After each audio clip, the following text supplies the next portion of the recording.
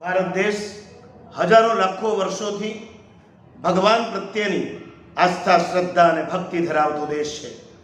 આ દેશમાં હજારો લાખો ભક્તોની સવાર ભગવાનના દર્શનથી પડે છે અને હજારો લાખો ભક્તોની સાંજ મંદિરમાં આરતીના ઘંટારોથી થાય છે.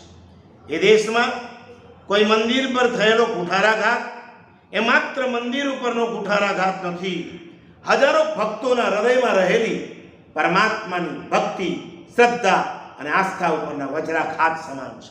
દિગંબર જૈન મંદિર, એના ઉપર થયેલો પ્રહાર એ હજારો લાખો જૈનોની કુમળી શ્રદ્ધા ઉપરનો પ્રહાર છે.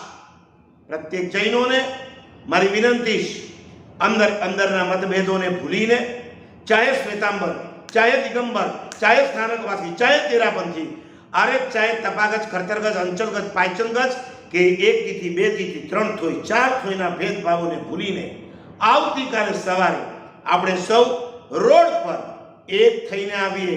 અંગ્રેજીમાં એક બહુ સરસ કહેવત છે, together we can challenge the world.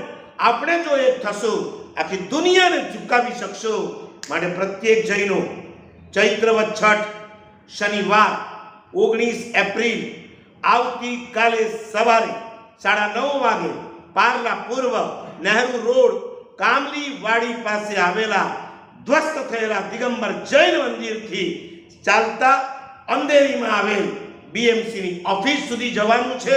આપણે આખા રસ્તામાં કોઈ તોડફોડ નથી કરવાની, આપણે કોઈ સરકાર વિરુદ્ધ સૂત્રોચ્ચાર નથી કરવાના.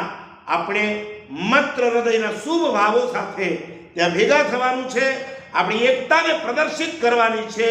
મને પૂરો વિશ્વાસ છે સરકાર આપણો અવાજ સાંભળીને જે જગ્યા ઉપર દિગંબર મંદિરનો ધ્વંસ થયો છે એ જ જગ્યાએ નવા મંદિરનું નિર્માણ કરી આપશે.